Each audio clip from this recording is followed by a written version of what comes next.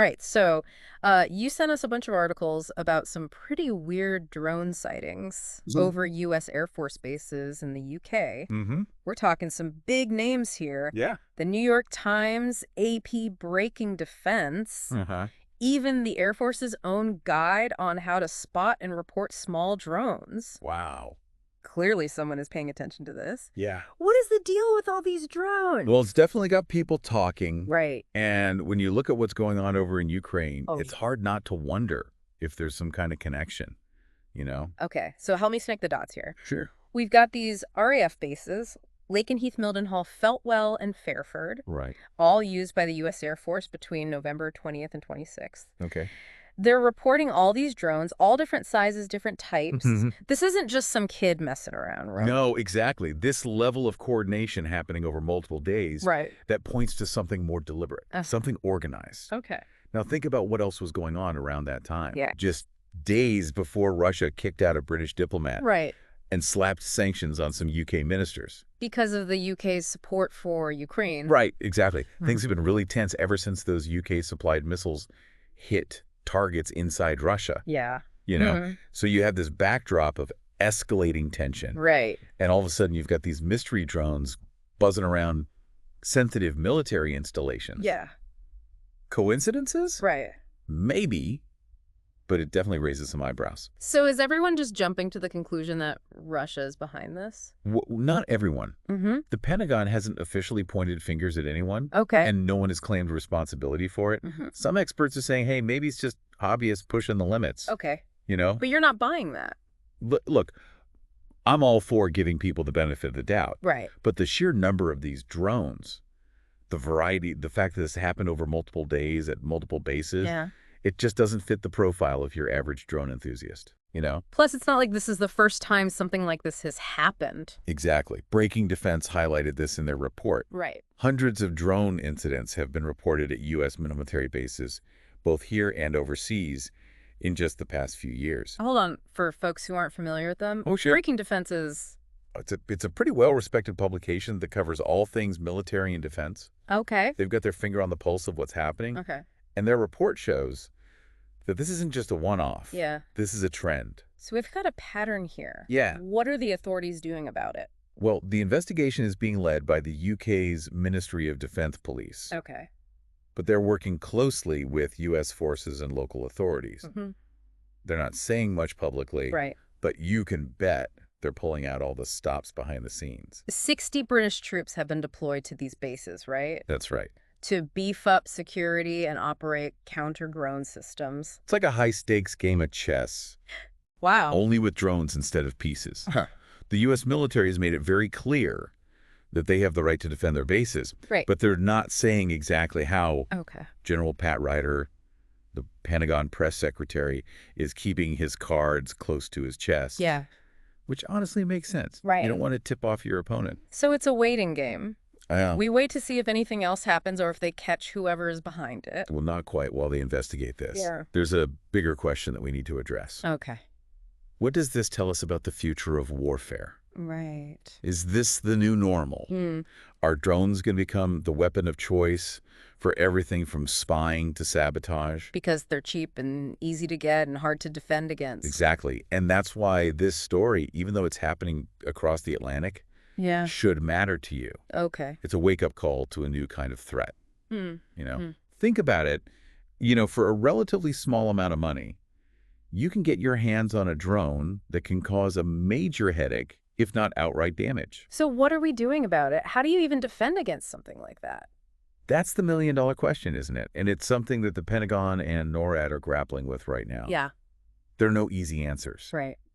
On the one hand, you have these very real security concerns, but on the other hand, you've got to consider things like civilian airspace privacy issues. Okay. You can't just shoot down everything out of the sky.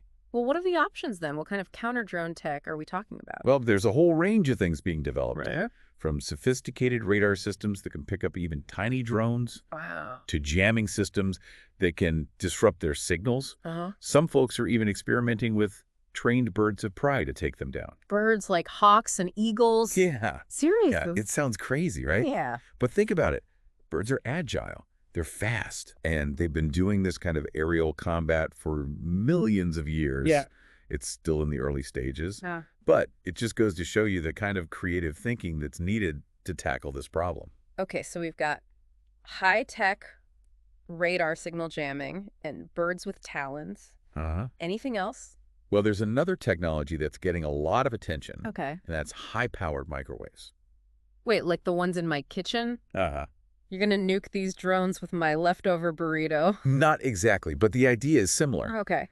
These microwaves are designed to overload a drone's electronics, Mm-hmm. basically frying its circuits and causing it to crash. That sounds pretty effective Mm-hmm. and probably safer than firing missiles at them. Right. They're also a lot cheaper than traditional weapons, Mm-hmm. and they can be very precise. Oh, okay. But it's not a perfect solution. Right. Things like weather conditions and the distance to the target Okay. can affect how well they work. Right. And even with all of these options, it's a constant race to stay ahead of the technology. Yeah. Drones are getting more sophisticated all the time. Right.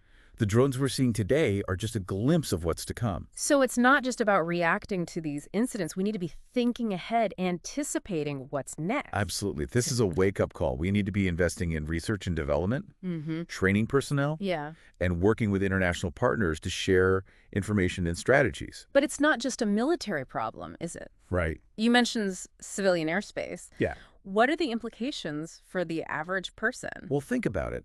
Drones are becoming more affordable and easier to use every day. Uh-huh. That's great for things like photography deliveries, even search and rescue. Mm-hmm. But it also creates opportunities for misuse. Right. We've already seen examples of drones being used for smuggling, spying, even disrupting airports. And as the technology gets more powerful, those risks are only going to increase. Right. We need to have a serious conversation about regulation, Mm-hmm. about ethical guidelines, Okay. about how to balance the benefits of this technology with the potential dangers. So what does that look like? What kinds of regulations are we talking about? Well, for starters, we need clear rules about where drones can and can't fly, Okay.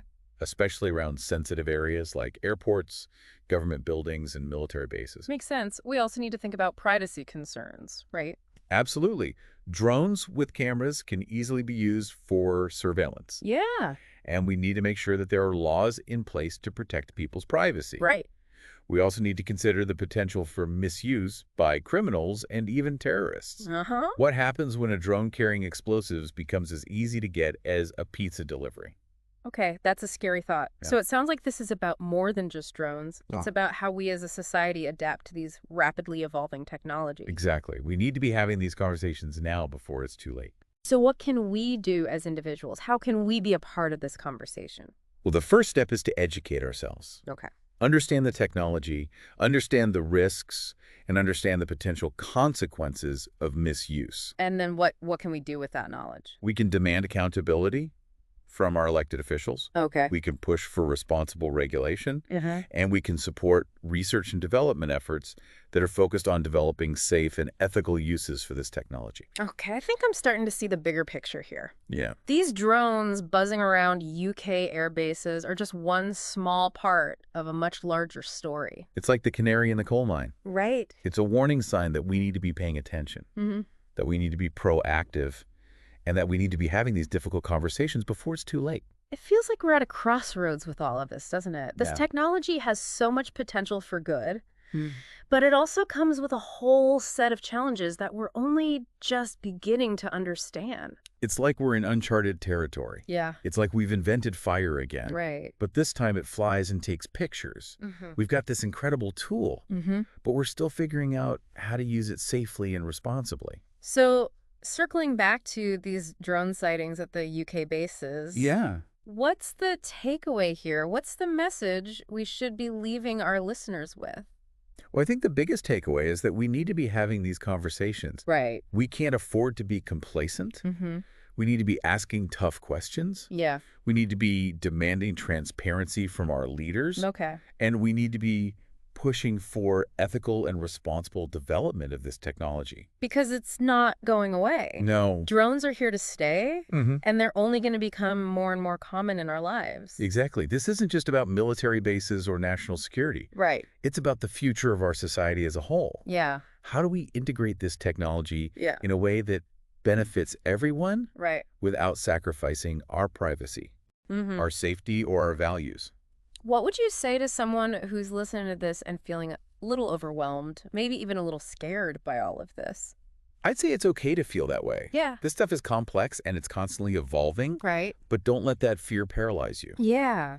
The best antidote to fear is knowledge. Mm-hmm. Educate yourself. Okay. Stay informed. Right. And engage in these conversations. And remember, technology is a tool. Yeah. It can be used for good or for bad. Right. It's up to us to decide how we want to shape this future. That's a great way to put it. Yeah. We're not just passive observers. Uh-huh. We have a voice and we have a choice. Well said. Thanks for diving into this with us. It's definitely given me a lot to think about. It's been my pleasure. Yeah. Stay curious and keep those questions coming. And to our listeners, thanks for joining us on this deep dive. Mm-hmm. Remember, the future is what we make it. That's right. Until next time, stay informed. Yes. Stay engaged. Uh-huh. And stay curious.